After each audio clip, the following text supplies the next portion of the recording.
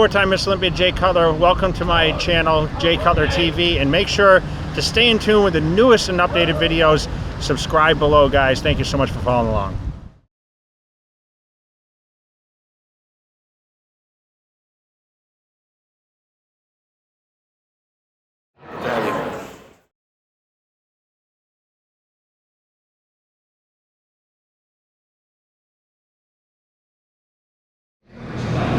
Hey guys, welcome to another Be Built by Broser. We're here at Gold's Gym, the Mecca, and I want to show you a do's and don'ts segment today on a movement that I see a lot of people do incorrectly. And since I see so many people do it incorrectly, it's one of the movements I want to pick out and show you some of the faults and then the proper way to do it, and that is with the one-arm row. So what I'm going to have Dave do is demonstrate the one-arm row with 3 different methods that people use that are incorrect, and then I'll have him show you the proper form, and I'll discuss it as we go along, and hopefully it'll help you build a bigger back. Okay guys, the first mistake that we're going to show you with one-arm rows is not getting enough stretch at the bottom.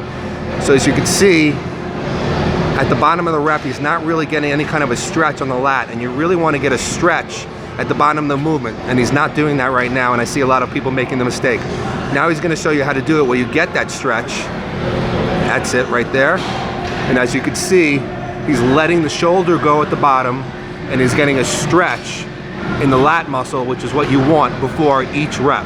So now he's doing it properly. Now the second mistake that I see people do is they bring the dumbbell up too high on the body. Now when people do this, this is working mostly the rear delt, more so than the lat, and we want to use this as a lat exercise. So when you do it for lats, you actually want to pull back towards the hip. So I'll have to do that now. Now you can see he's angling the dumbbell and the elbow is coming back towards the hip, and this engages the lat much more strongly and takes some of the pressure off of the rear delt, so you're getting more out of the exercise. And the third mistake that people make is at the top of the movement, they actually twist the upper body. So as you can see, he's twisting at the top, and this is just causing a momentum rather than using muscle. And now he's going to show you properly how to do it, keeping the torso intact. So he's going to do everything. He's going to stretch the muscle, bring it back towards the hip, and here he's just using the lat and not twisting the upper body. And that's how you should properly do the one-arm dumbbell row. Hey guys, Coach Merlin Broser here at Gold's Gym, and I want to show you today a technique called 1.5 reps that we use occasionally in our exercise just to give our muscles a shock, just present a different stimulus to the muscle, give it something that it's not used to use. I'm going to do it on wide grip lat pull down today, and I'm going to show you 2 different versions of how to do this movement. I had Dave demonstrate both versions so you can see the different ways it could be done. This is great to add to your back workout when you want to shock the muscle and make it get a great pump and feel a little bit different the next day. Okay guys, here comes the first version of 1.5 reps, where he's going to be pulling down halfway and then pulling down all the way. I'll have him do it a few times. Halfway, engaging the lats, and then all the way to full squeeze. One more time, half the top, and then full squeeze. Now another version of how to do 1.5 reps, we will pull down all the way to the bottom, slowly release halfway, keep the tension on the lats, and then get an extra squeeze. You pull down all the way, keep the tension on the lats as you bring it up, back down for a second squeeze, and up, and one more time, all the way down, slowly keeping the tension on the lats, squeeze again, and up. And that is 1.5 reps on lat pull downs, and it's an excellent technique, like I said, to shock the muscles into new growth. Hi Big E, it's Ask Merlin Monday again. So you get some good questions this week? I do, and right before I go into the questions, I just want to shout out to Team Merlin, West Coast Classic. You, Dave, placed 4th in the open heavyweights.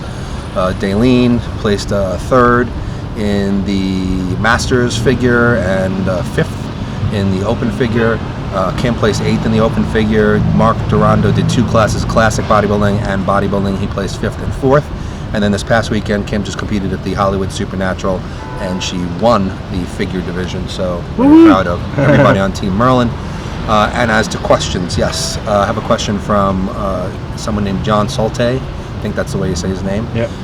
And he wanted to know about. He asked me if I do meal prepping, or if I recommend meal prepping. as part of a program, and if I have any tips. And yeah, I mean, absolutely. If you're somebody who's serious about your bodybuilding or your physique competitions and really making a transformation, you have to meal prep. Unless you're somebody who works from home and you're lucky enough to do that, then of course you can cook meal by meal if you have to. But for most people, I mean, absolutely have to meal prep. The best thing to do is to take a day, whether it be Saturday or Sunday, and really just cook a whole load of protein. Say your proteins are, say, chicken, steak, fish. Just cook several pounds of it, enough that you can go for like 3 to 4 days. It should stay in the refrigerator for 3 to 4 days, relatively good. If you can, make a bunch of rice, quinoa, whatever carbs you use, and again, store that away in Tupperware.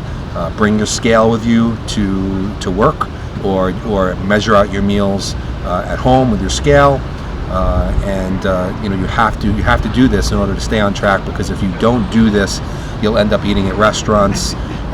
You'll end up eating the wrong macronutrients, and you'll never make the progress that you should be making. So meal prepping is absolutely essential, and I think it's best done maybe on a say a Sunday and a Thursday, so that you can cover the whole week, and just take the time to cook a lot in one shot, and store it away in the refrigerator, and you'll be good to go. And that's the best way to do it. And our good friend Fentress Lane, who's asked many questions before, and he wanted to know, with my athletes, what are my favorite carbs to use when preparing for competition. And I don't really have necessarily favorites. I like to work with the carbohydrates or any foods that my clients like to eat, that they enjoy to eat. I don't like to force feed something down somebody's throat that they don't want to eat. And despite what some people think, there's no magic food that does anything. There are some prep coaches out there who say you must eat fish 6 times a day to get as lean as possible. Dave, do you have to eat fish 6 times a day? I don't think you've eaten any fish for the last 3 years. And some people think asparagus is a magic vegetable, or some particular carbohydrate is the one that keeps you the leanest. It's all bull. I mean, really, it's macronutrients, and you have to balance out the macronutrients as a whole. So, I mean, for me, the carbs that I like to use with most people is brown rice, quinoa, sweet potatoes, oatmeal, baked potatoes, Ezekiel bread, Ezekiel cereal, white rice, rice cakes. But of course, when talking about the higher glycemic carbs like white rice, rice cakes, and those types of things, best used post-workout. And the lower glycemic things like the brown rice and the oatmeal, best used at different times of day. But none of these are magic carbohydrates. So if you just pick a few that you like to eat and just cycle those around during the day, that's how you should do it. The only kind of carbohydrate that I tend to avoid pre-contest is fruits.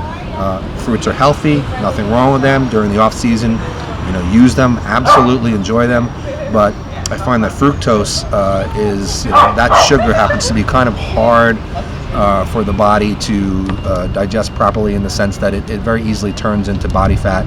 It's not a very good carbohydrate for restoring glycogen in the muscle. It's very good for restoring glycogen in the liver.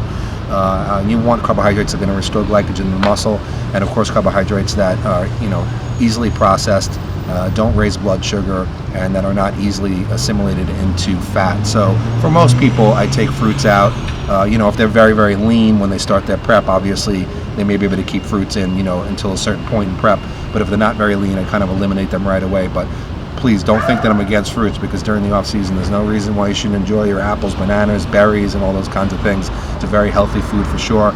But during prep, maybe switch over to more vegetables for your micronutrients rather than fruits. So like I said, don't eat anything that you don't want to eat. Eat the carbohydrates that you enjoy. Cycle them around, and don't force feed yourself anything. There are no magic carbohydrates. Thanks, Merlin.